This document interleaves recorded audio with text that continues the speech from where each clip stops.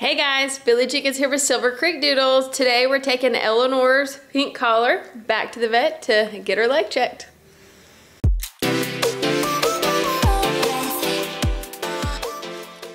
So we're gonna head back up the mountain to Western, the emergency clinic, which was the first vet that we had went to when she broke her leg. So this will be our second recheck with them. So let's go see what they think.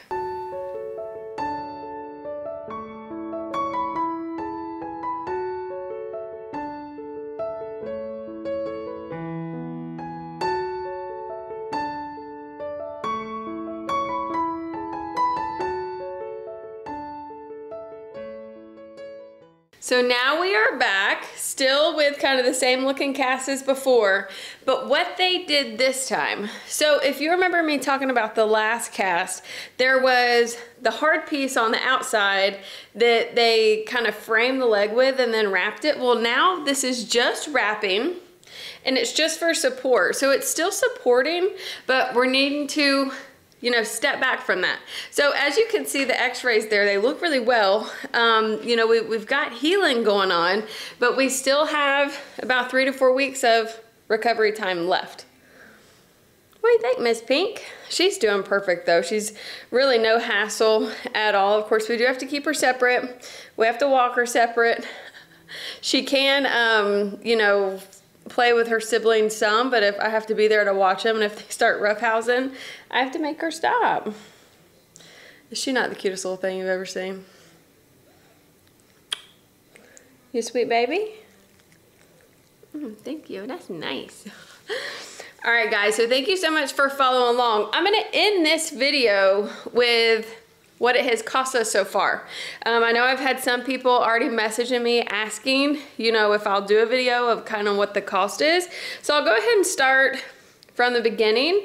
I got all my paperwork written down. I'll start from the beginning and then we'll, get us caught up, and then we will have another couple weeks, probably 2 more rechecks at least before, we're finally done and wrapping this thing up. What do you think, Miss Pink? All right, so I've got all my receipts here. So let's go ahead and start with the very first one. So on March 5th, we had to take her to the emergency clinic, and they did after hours visit, and then of course we had 2 radiographs, the cast, and then we did get gabapentin, which is like an anti-inflammatory and stuff, but we didn't have to use it. They also said that it could help with if she was being too active, that we could give it to her and it would calm her down. But of course, we also run a risk of it kind of hurting her organs. So we didn't give it. I wanted to keep it on hand because I didn't know once we got it wrapped up if she would be trying to walk and crying. I didn't want her doing that, but I wanted to make sure that we had her covered. So she was fine, she didn't need it. So then we went on the 10th. So 5 days later, because they told us we had to check every, 5 to 7 days, she had to have her cast redone. And that was because they're growing so fast. So we didn't want her kind of either outgrowing the cast or inside getting too tight.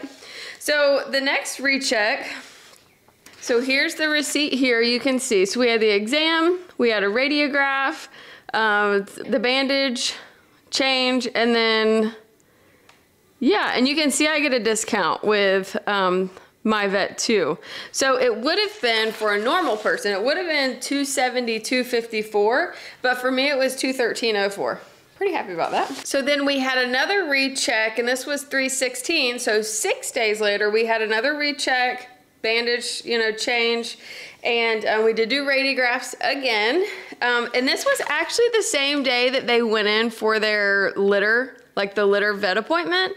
So she had a recheck and all of that. So it actually was $184.74 for just her. And then we went back to the emergency clinic to Western, and on 3/21, so this was 5 days later, we went back to the emergency vet, and we had a recheck, we had a splint bandage change, and then we also got a little cover for her leg just in case she went out on the grass and stuff like that. But it was $145.04. and then today's appointment. So we didn't get x-rays last visit just because they only want to do x-rays every 2 weeks. My vet did do them back to back, but they didn't want to do them. So she said it'd be kind of a waste of my money. So she wanted to do them today. So we did a recheck, the bandage again, and then we had 2 radiographs, and it was $442.25.